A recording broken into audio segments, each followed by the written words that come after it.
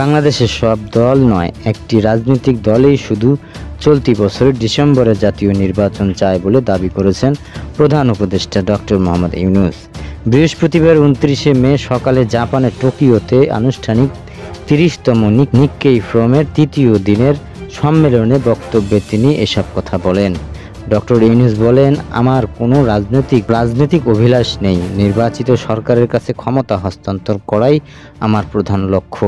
মানুষের ন্যায় বিচার, সমতা, স্বাধীনতা, মর্যাদা নিশ্চিত এবং গণতন্ত্র সমৃদ্ধ রূপান্তরের লক্ষ্যে একটি অবাধ, সুষ্ঠু ও বিশ্বাসযোগ্য সাধারণ নির্বাচনের জন্য প্রস্তুতি নিচ্ছে অন্তর্বর্তী সরকার। প্রধান উপদেষ্টা বলেন, অনেক চড়াই উতরাইয়ের মধ্যে দিয়ে ক্ষমতায় আসা এই সরকারের মূল লক্ষ্য দেশের মানুষের আকাঙ্ক্ষা পূরণ।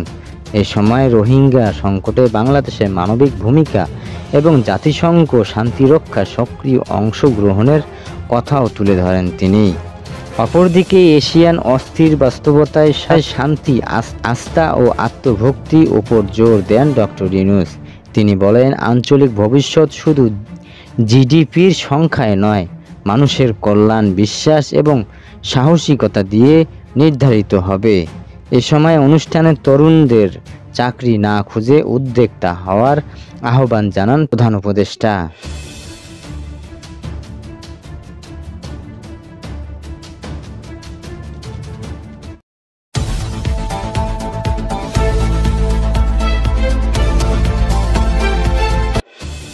সরকারি চাকরি সংশোধন অধ্যাদেশ 2025 বাতিলের দাবিতে আজ বৃহস্পতিবার 1 ঘণ্টার কর্মবিরতি পালন করেছেন সচিবালয়ের বিভিন্ন মন্ত্রণালয় ও বিভাগীয় কর্মচারীরা।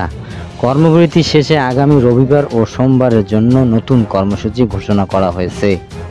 বৃহস্পতিবার সকাল 10টা থেকে বেলা 11টা পর্যন্ত সচিবালয় কেন্দ্রীয় গ্রন্থাগারে 1 ঘণ্টার কর্মবিরতি পালন করেন কর্মচারীরা।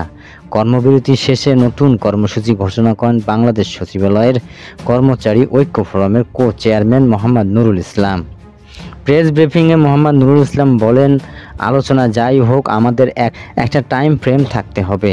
আমরা তো আজীবন অপেক্ষায় থাকব না। ঈদের আগে আমাদের হাতে সময় আছে 4 দিন। প্রধান উপদেষ্টা আগামী শনিবার দেশে আসার কথা শুনেছি।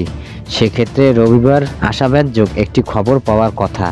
তারপরও আমরা আন্দোলন থেকে সরে যাব না। নুরুল ইসলাম আরও বলেন, সরকারি অধ্যাদেশ বাতিলের দাবিতে আগামী রবিবার উপদেষ্টা আলী ইমাম মজুমদার, উপদেষ্টা মাহমুদ ফাউজুল কবির খান ও উপদেষ্টা সৈয়দা রেজওয়ানা হাসানের কাছে স্মারকলিপি দেওয়া হবে। সোমবার স্মারকলিপি দেওয়া হবে উপদেষ্টা মাহফুজ আলম ও উপদেষ্টা আসিফ মাহমুদ সজীব ভুঁইয়ার কাছে। উল্লেখ্য, গত বৃহস্পতিবার অন্তর্বর্তী সরকারের উপদেষ্টা পরিষদের বৈঠকে সরকারি কর্মচারী আইন 2018 সংশোধন করে সরকারি চাকরি সংশোধন অধ্যাদেশ 2025 এর খসড়া অনুমোদন হয়। এরপর থেকে এই অধ্যাদেশের বিরোধিতা করে আন্দোলনের নামে বিভিন্ন মন্ত্রণালয় ও বিভাগের কর্মচারীরা। আন্দোলনের মধ্যে গত রবিবার সন্ধ্যায় সরকারি চাকরি সংশোধন অধ্যাদেশ 2025 জারি করে সরকার।